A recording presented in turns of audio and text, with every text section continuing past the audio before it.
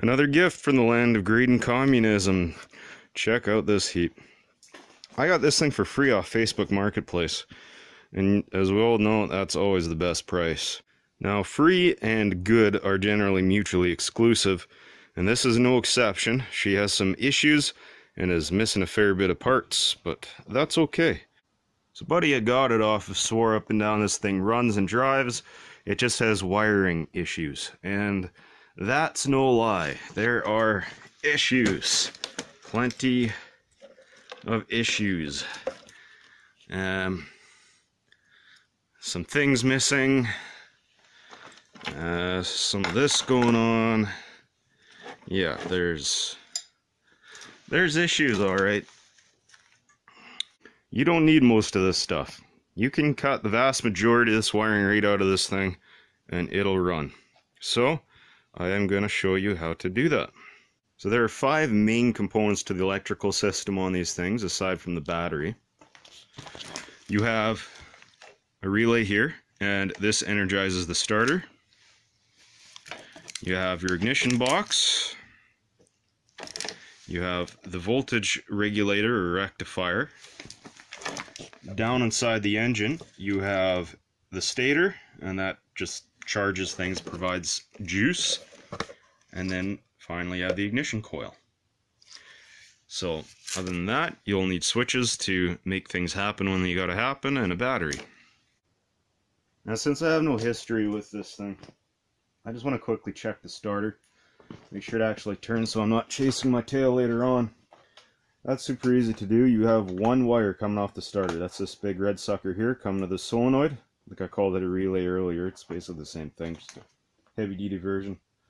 So the starter takes its ground off the engine. It's super simple. I just need to ground the engine to the battery and then run the positive from that wire to the battery.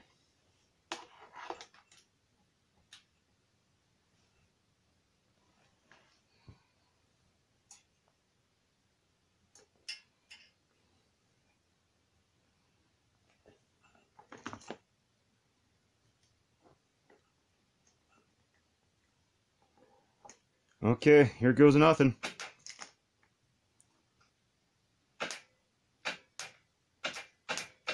Well, it wants to. Not going too well. That's okay. We'll deal with that later, but at least we know the starter does want to work. So here's how she looks with all that extra wiring stripped out. You might end up with more. There was quite a bit of wiring already ripped out of this thing and butchered. So I tried to keep the main harnesses that are of importance together. So starting from the stator, you have red and black, yellow and white. Those are all outputs off the stator. And your blue, trying to focus on this, your blue and white is the trigger wire. So the trigger wire and this red and black go directly to the CDI. You can see them in the harness here. There we go. So you've got blue and white and red and black. I drew up this little diagram for the CDI. So this is looking at it from the end, basically. So you're looking at it like this. So you can see that you have the blue and white goes into where the trigger, the pickup is. Then the red and black goes to where you get power from the stator. The kill switch is just a ground that's run through a switch, and then you have a ground there. Ignition coil, that's going to be the wire that runs directly up to power the coil itself. The next plug of importance is for the rectifier, that guy right there. And there's something curiously missing here. So you've got your 2 windings, or your 2 outputs. They go into the rectifier. This is, again, just a ground.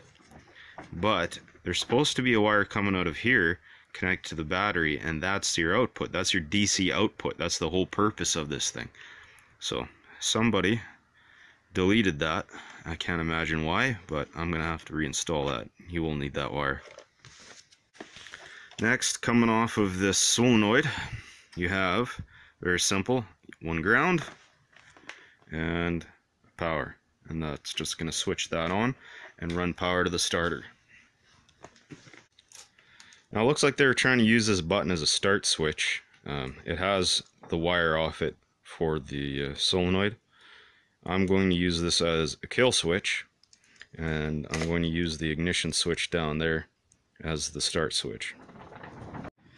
By the way, these CDIs, they come in AC and DC versions. It's important to make sure you've got the right one.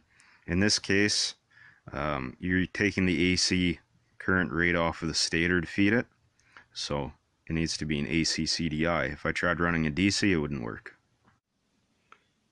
Okay, well obviously this needs to get tidied up a fair bit. I'll probably have to build a dash along here to hold these switches in. But the wiring is done, mostly. I have to run one more ground, and obviously this needs to get loomed and taped and prettied up. But I'll try to simplify this, run you through what's going on here. So I have a ground to the body, that's factory. I did add one ground to the engine just because you can't have too many grounds. This wire right here, this power goes over to here. It goes to this side of this solenoid, and that's where all the power feeds off of. The one thing that I haven't done yet that I will do is put a fuse in. This is where you want your fuse, between the battery and everything else. I just don't have any with the right gauge wire kicking around. I don't have any fuse holders that big, so I'll have to go get one. So power comes in here, it's splitting out here. There's no continuity between here and here until you turn the switch up here. That's this harness right here. So this yellow wire is going to the back of this, and that's just the signal. So now the power splits off here. We have a supply to the key, and that is it. That's the only place where I'm actually supplying power. The rectifier here is outputting power. So this is an output wire that goes back to this side of this solenoid. The yellow and white wire, these are coming from here. These are coming off the stator. The green wire is a ground. Nice thing about Chinese stuff, especially in this era, basically every green wire is ground. Coming off the stator, out of here, there's a ground. I haven't prettied this up yet. That is teed in. The factory wiring on these things is a mess. They just tee it in all over the place. Maybe a glob of solder, maybe not, and then they just tape it up.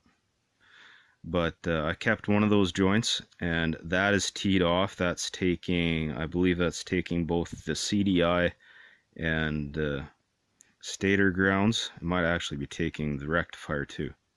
And that runs it down here. So that takes care of everything here. And then you've got the CDI. There's a blue and white wire that also goes down to the stator. That is the timing signal wire. There is, I'll grab my drawing here again. It's gotten a little bit soggy. But if you're looking at this CDI, and by the way, if your CDI doesn't look the same as that, don't worry about it. What matters is the plug. If you have the same shape plug with the same amount of pins, then you have the same CDI. So we have the power from the stator. That's the blue and white wire right there. Then we have just a ground, goes anywhere. Ignition coil, that's this dealio here. I don't believe this thing's even polarity sensitive, but I've got ground on one side, and then the other side is coming to the CDI onto that pin. And the last thing that matters is oh, sorry, I miss that's your black and red wire. That is AC power direct off the stator. That's what the CDI runs off of. The blue and white wire comes up there. The kill switch is, all that is when you ground that terminal, it won't spark. And so that's what I've got going on here. I've still got to properly wire that up, but right now I just have it jump right over to the ground, and that'll give us proof of concept. So I don't recommend using an automotive style switch, but that's what I've got. It's a 4-position switch. The one benefit of this would be that I can run accessories off the ignition terminal on this if I really ever felt like it. But all it needs to do is run the starter, and that's all it's doing right now. So if I've done this right, when I turn the key, this thing will try and turn over. Oh, and you saw in the video earlier that it wasn't turning over. There was a block of ice stuck in the intake valve. Go figure. So that's all fixed up. Power. There we go. Now the next thing is, well, not even the next thing, the last thing. This is the end of the line, is spark. If you've got spark, then your ignition system works and you've done your job. That is the end of the line for it. So let's see if we have spark. We do. Okay, well, it's good to have spark, but you need to kill that spark too. So I'll try and do this one hand, and I'll turn it over and hit the kill switch at the same time. And the kill switch. And there we go. Kill switch off, kill switch on. Okay. So that's that. It's that simple. Very easy to bypass. You don't need a whole lot of wires. You can get one of these running very, very simply. Well, this is the finished product. I still have to figure out fenders on it, but I've got the electrical all done. So kind of just tidied it up. I reused the switch gear that came with it, and so basically power is coming to this switch, and then that lets everything else happen. That activates the relay. And I also added lights, as you can see, and those have a relay down underneath there, and so that relay gets power from this through this. So right now I can hit the switch, nothing happens, turn the key on, boom, we got lights. I wasn't planning on putting lights on it, but when your daughter says, please put lights on the quad, Daddy puts lights on the quad. And then this I put here just so hopefully it reminds the kids to turn the key all the way off. You know, just like that.